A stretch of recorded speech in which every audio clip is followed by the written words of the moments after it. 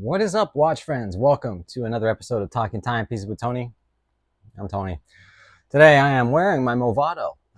Yes, I did finally put a battery in it after probably 10 years at least of not, maybe 12 years of not wearing this watch because the battery died. Um, so I don't know, I just got motivated and thought I'd put a battery in it, and I was hoping it would work because a lot of times if a watch has been sitting with a battery in it, the battery can leak, just other things, but it's working, it's good. So yeah, I'm wearing this. Rolex, have they shot themselves in the foot?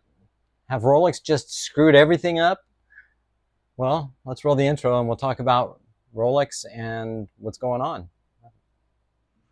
Talking timepieces with Tony.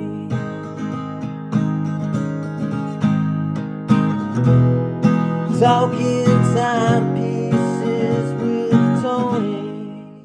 All right, so Rolex has changed. The watch market is down.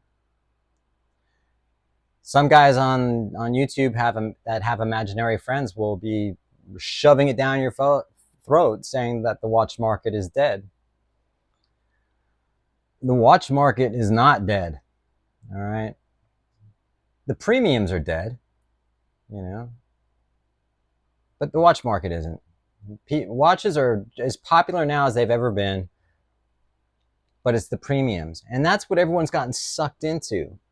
I don't know how people have really short attention spans and memories. Because not too long ago, you could walk into an AD and buy almost any Rolex you wanted. I mean, they were in the displays. You want an OP? They're there. You want Datejust? We got them all. You want a Sky Dweller that just came out? Right here. Submariner might take you a couple weeks, but we'll get it for you. Daytona, different story. Yachtmaster, yeah, whatever you wanted, you could buy it. That's how it was. They held their prices. There was never really a premium on them, except for like the Daytona. Submariners, no. I mean, there was no huge markup. Prior to COVID, when was that? 2019, say 2020. Say let's go to 2018. There wasn't all this gray market BS. There wasn't all these YouTube channels, Rolex. This all started with COVID. Nowhere else. I mean, there were watch channels, of course, but when I started my watch channel, it was January of 2017. That was my previous channel. And you could go in and buy whatever you wanted. I walked into Bindi and I bought a Rolex Datejust, the one I wanted. No problems, no issues. No intention of selling it, but the thing is that there was nowhere to really sell. I mean, you could sell them, but there wasn't really a like now where, everyone's buying them. The problem is that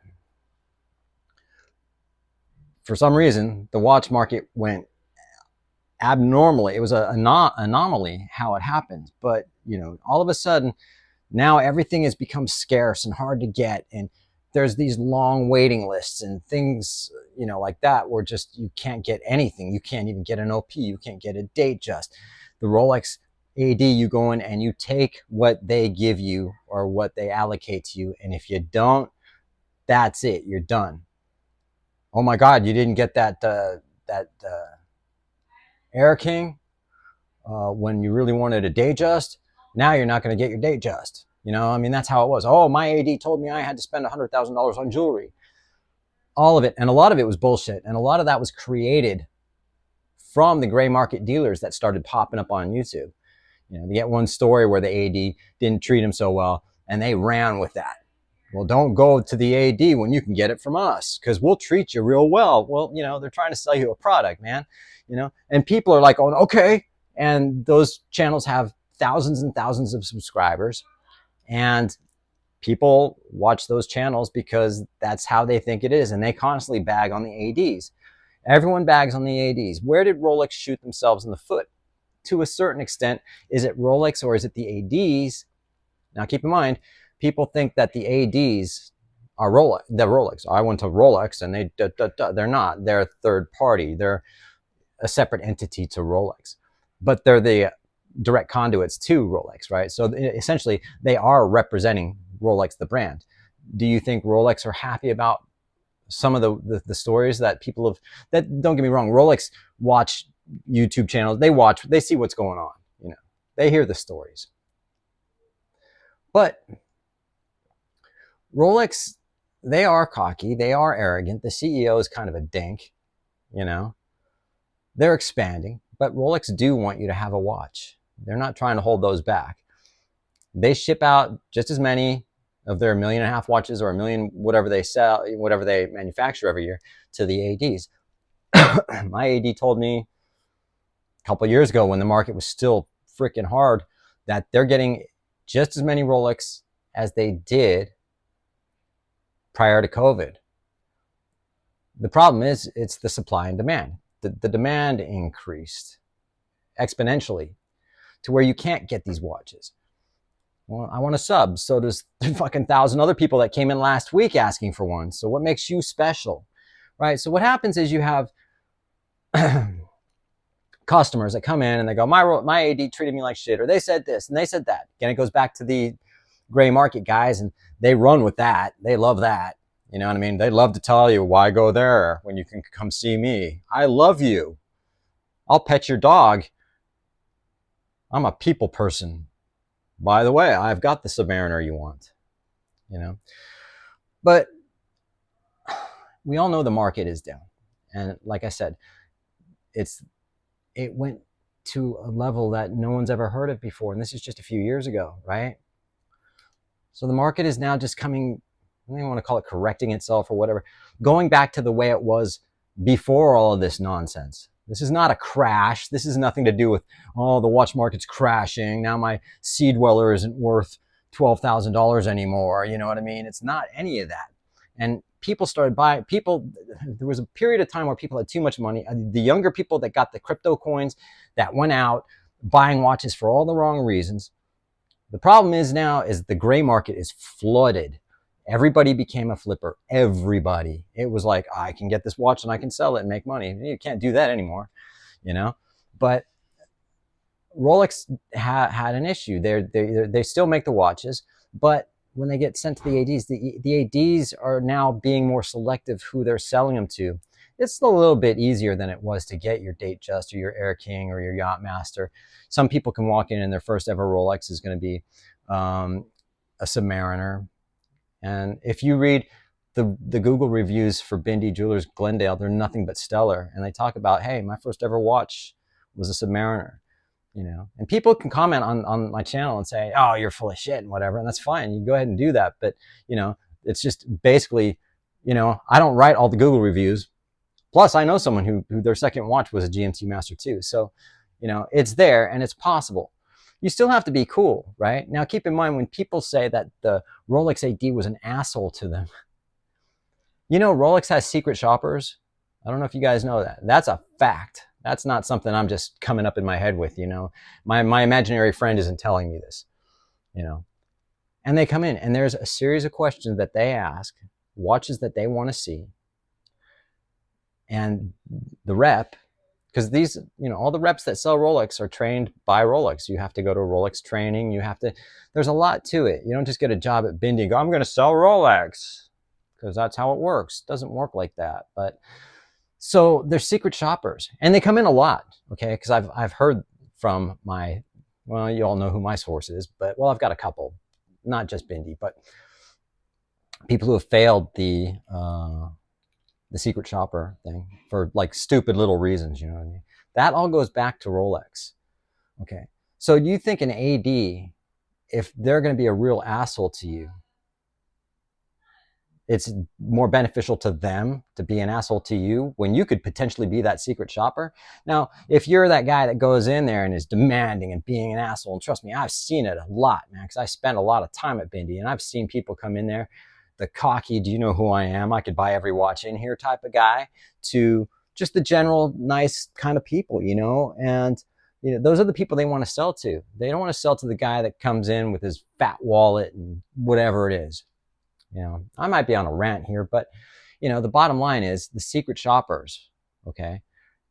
Any AD that's selling Rolex, they don't want to risk losing excuse me, they don't want to risk losing their dealership for Rolex because one of their sales reps was an asshole. You know what I mean?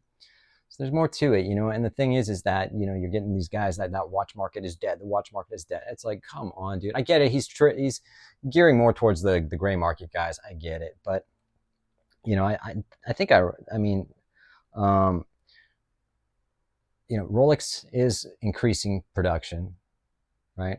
But it is up to the ADs who they're going to sell to. It's pretty simple. And I agree, some of the ADs can be shitty. I've had that experience myself, but for the most part, it's not so much Rolex that are shooting themselves in the foot as it is some of these ADs that are holding the watches when they could get you what you want, but at the same time, it's being selective. Are Rolex really a brand? Like, see, no one bitches about Patek Philippe not being able to get a watch at Patek Philippe. No one. I've never heard anyone go, I can't believe I have to go on a list for Patek Philippe, or then go Vacheron Constantin certain models. You know what I mean? Not all of them. I'm pretty sure you could go into Vacheron tomorrow and buy a Patrimony if you wanted to, but you can't go into Patek Philippe and just buy something. You know what I mean? You kind of have to start. Even Thierry Stern, the CEO of Patek Philippe, straight up says, you can't come into Patek Philippe and buy anything really, but you have to start with, a Calatrava or Golden Ellipse. And even then, it's not going to even put you anywhere near close to a 5711. Well, they don't even have 5711s anymore. Is it a 5811 now or 5712? There goes my memory. So, I guess the whole thing is I did write some notes. I haven't even looked at it. But the problem is that, there was a lot of toxicity in the watch industry, all because of this COVID thing, and a lot of because these toxic YouTube channels and when I say toxic YouTube channels, like, I'm not going to sit there and tell you what or what not to buy. As long as you're happy with what you're buying, that's all that matters. But a lot of these guys that have ulterior motives, they are selling something. They're salesmen. That's what their job is. They need to sell you on what they are selling. Watches. They don't care about you. None of them. And I've talked to some of these guys. Some of them are real assholes, man. You know what I mean? They have that whole sort of used car salesman mentality, But as long as they can get you to buy, and like I say, I've dealt with them. I have, and I've talked to a few of them. But the watch market hasn't crashed. Rolex hasn't really shot themselves in the foot. The people that are pissed off at Rolex are the people that watch YouTube channels. In the grand scheme of things, in the whole world of people that have Rolex, most people do not follow YouTube channels. They don't listen to what we have to say. They don't care about the market. They don't care if their Rolex is going to go up in value or not value at all, because they're not buying it for that reason. That's not even the reason why you should buy a watch.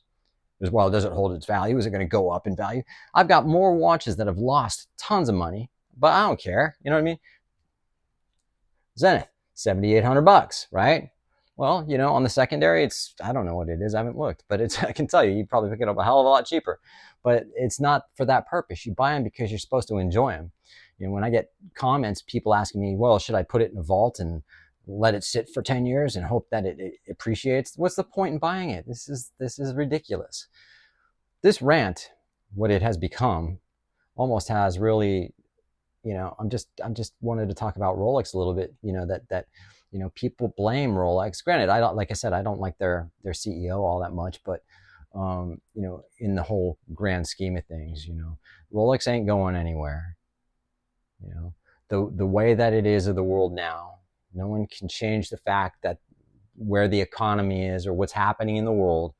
And the fact is, should you be able to buy a Rolex? Yes, you should. Rolex do want you to have a watch. Yes, they do. But it's the dealers, they're being more selective. Is Rolex a brand that you can compare to Patek or Vacheron? Well, they're a luxury brand and they're the biggest one in the world.